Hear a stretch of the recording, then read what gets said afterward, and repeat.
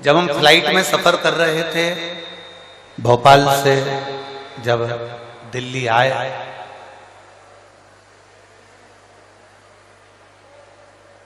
तो जिस समय फ्लाइट से नीचे उतरते समय एक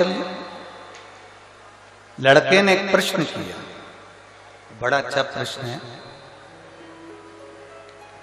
आपके और हमारे जीवन की सिद्धता को सिद्ध करता है। प्रश्न बहुत अच्छा है। उस लड़के ने प्रश्न किया,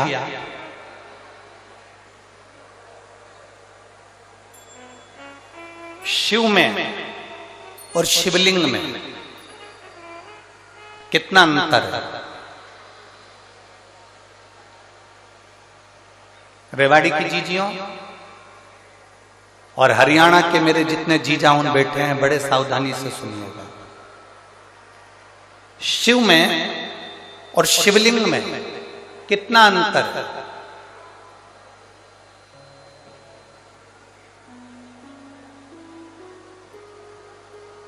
दिल्ली में कोई विवेक बिहार का वो लड़का था जिसने वो प्रश्न किया था और हमने उस बच्चे से कहा था कि अगर बन सके तो पहले दिन की कथा जरूर सुनना रेवाड़ी की। उस कथा में हम वर्णन करेंगे कि शिव में और शिवलिंग में कितना अंतर है। घर के अंदर भगवान शंकर की मूर्ति नहीं रखाती है, घर के अंदर भगवान शंकर का शिवलिंग रखा था। आप लोगों के घर में क्या है? जम के बोलो जरा। शिवलिंग है। मूर्ति में और शिवलिंग में अंतर क्या है?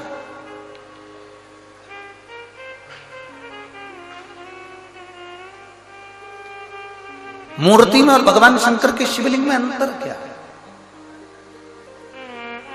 सबसे पहला अंतर तो आप अगर देखेंगे तो रावण का चरित्र उठाकर देखिए कि शिव जी में और शिवलिंग में क्या अंतर है। रावण भगवान शंकर के कैलाश धाम को शंकर जी के समेत उठा लेता है।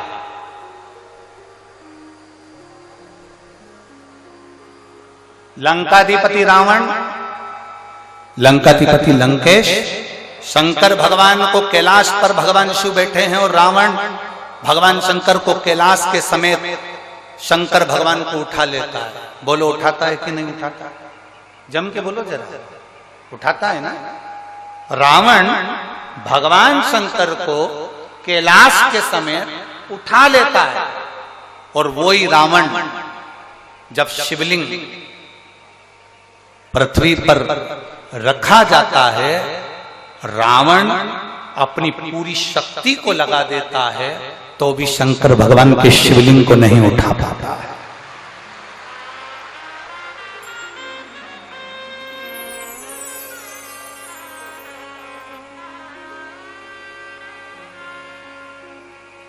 शिवलिंग नहीं उठाता है। भगवान शंकर के शिवलिंग को नहीं उठा पा रहा। भगवान शंकर के शिवलिंग को नहीं उठा पाया। रावण शिव को उठा लिया, रावण ने कैलाश पर्वत को उठा लिया, पर रावण शिवलिंग को नहीं उठा पाता। आखिरी में लंकाधिपति रावण हार जाता है और शिवलिंग वहीं पर छोड़कर लंका चले जाता है और वो शिवलिंग बैद्यनाथ जी के रूप में पूजा जाता है।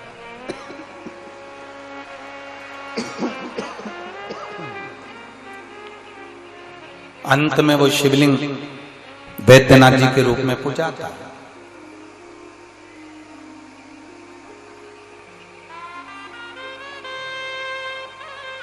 नहीं उठा वो शिवलिंग, उठ नहीं पाया वो शिवलिंग। क्यों? शिव महापुराण की कथा कहती है शंकर जी के स्वरूप में केवल शंकर जी हैं, केवल शंकर जी। शंकर जी के स्वरूप में केवल शंकर जी हैं और शिवलिंग का जो स्वरूप है उसमें केवल शंकर जी नहीं है, उसमें गणेश जी भी बैठे हैं, कार्तिकेय जी भी बैठे हैं, अशोक सुंदरी भी बैठी है, पार्वती जी भी हैं, शंकर जी भी हैं, जया, विषहरा, श्यामली बारी, दौतली, जया, ये सब भगवान शंकर की 5 लड़कियां, भगवान शिव की 5 बेटियां, गणेश, कार्तिकेय, अशोक सुंदरी, देवी, और शंकर भगवान की परिधि में जहां जल निकल रहा है उस स्थान पर 33 कोटि देवी देवता। शंकर जी के स्वरूप में केवल शंकर अकेले हैं, पर शंकर जी के शिवलिंग में 33 कोटि देवी देवताओं का बल होता है, इसलिए वो उतर नहीं पाता।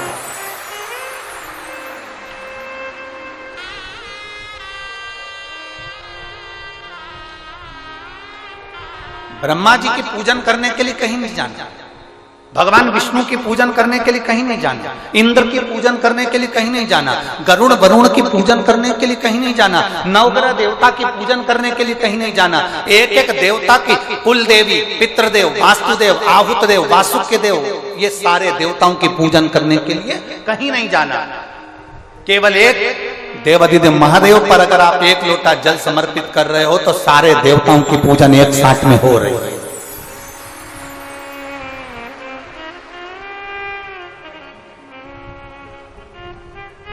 शिव को उठाना सरल है पर शिवलिंग को उठाना कठिन। और दूसरा प्रसंग आया, आप लोग वृंदावन के नजदीक में रहते हैं,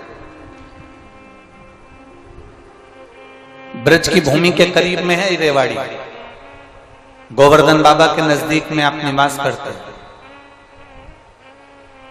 राजा कंस, जिस कंस ने अपना उपद्रव मचाया, जिस कंस ने सब कुछ अपना बना लिया, जिस कंस ने अपनी बहन को कारागार में डाल दिया, जिस कंस ने अपने दामाद को कारागार में डाल दिया, जो कंस भगवान कृष्ण का द्रोही बन गया, वो कंस महेंद्र पर्वत पर जाकर, जिस जगह पर भगवान परशुराम बैठकर तप साधना करते हैं, कंस परशुराम भगवान को पर्वत के साथ में उठा लेता है। वो कंस, वो राजा कंस महेंद्र पर्वत पर परशुराम भगवान को महेंद्र पर्वत के समेत उठा लेता है, महेंद्र पर्वत के समेत। अब एक दिन कंस आया और परशुराम भगवान महेंद्र पर्वत पर बैठकर तप साधना कर रहे थे और कंस उनको उठाने वाला, पर्वत उठता नहीं है। कंस जब भी महेंद्र पर्वत पर जाता था परशुराम भगवान को पर्वत के समेत उठा लेता था, पर आज पर्वत उठा नहीं। कंस ने एड़ी से चोटी तक का बल लगा लिया पर वो महेंद्र पर्वत नहीं उठा और ना परशुराम भगवान उठे।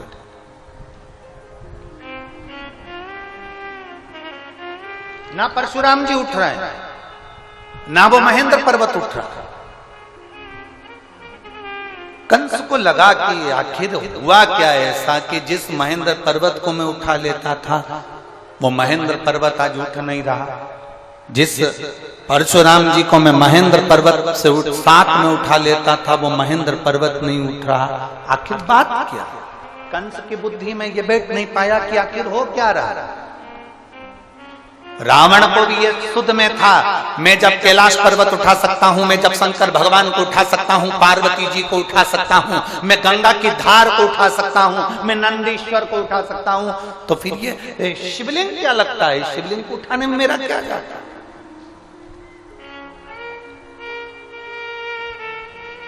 पर्वत को उठाना सरल है, शंकर भगवान को उठाना सरल है, पार्वती जी को उठाना सरल है, नंदी को उठाना सरल है, पर शिवलिंग को उठाना कठिन है क्योंकि उसमें सारे देवताओं का बल और तत्व प्राप्त हो गया है, सब कुछ है उसमें।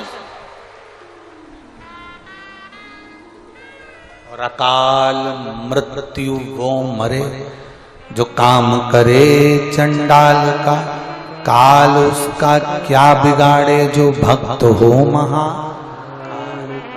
जो शिव का उपासक उसको क्या भय। या मेरी रेवाड़ी की इतनी सारी जीजियां बैठी हैं, इतने सारे जीजा बैठे हैं, इतनी सारी बेटियां, इतने सारे बेटा बैठे हैं, मेरी माताएं यहाँ पर विराजमान हैं। मैं उनसे पूछना चाहूंगा, कभी आपने किसी भी संत को, साधु को, सन्यासी को, तपस्वी को, देवता को, देवी को शंकर भगवान के स्वरूप की पूजन करते हुए नहीं देखा होगा? आपने जिसको भी देखा होगा शिवलिंग की पूजन करते देखा होगा। आपने किसी देवी देवता को शंकर के स्वरूप की पूजन करते हुए नहीं देखा होगा। आपने देखा होगा तो शिवलिंग की पूजन करते देखा।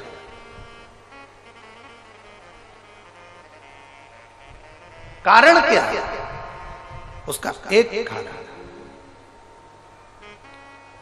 प्रदोष, शिवरात्रि, सोमवार की अष्टमी। प्रदोष भी हर महीने आती है, शिवरात्रि भी हर महीने आती है, सोमवार भी हर महीने 2, 3, 4, 5 पड़ी जाती है। सोमवार की अष्टमी जरूर साल भर में 4 या 5 आती है। सोमवार, प्रदोष, शिवरात्रि, सोमवार की अष्टमी, ये वो तिथियां हैं, ये वो वार हैं। अगर कोई भूल से भी शंकर भगवान के शिवलिंग का निर्माण करता है या अपने घर में रखे हुए शिवलिंग पर शमी पत्र को समर्पित कर देता है तो जिंदगी में उसका बाल बांका हो ही नहीं सकता है। प्रदोष के शमी पत्र में बल होता है। प्रदोष के शमी पत्र में मैं सुनील जी को धन्यवाद दूंगा, आपको बहुत बहुत साधुवाद। ये 5 दिन की कथा में 22 तारीख को प्रदोष पड़ रहा है और बाबा की कृपा है आप पर, जो ये प्रदोष के समय पर भी कथा चल रही है। कथा का समापन 23 को है पर 22 को प्रदोष पड़ जाएगा।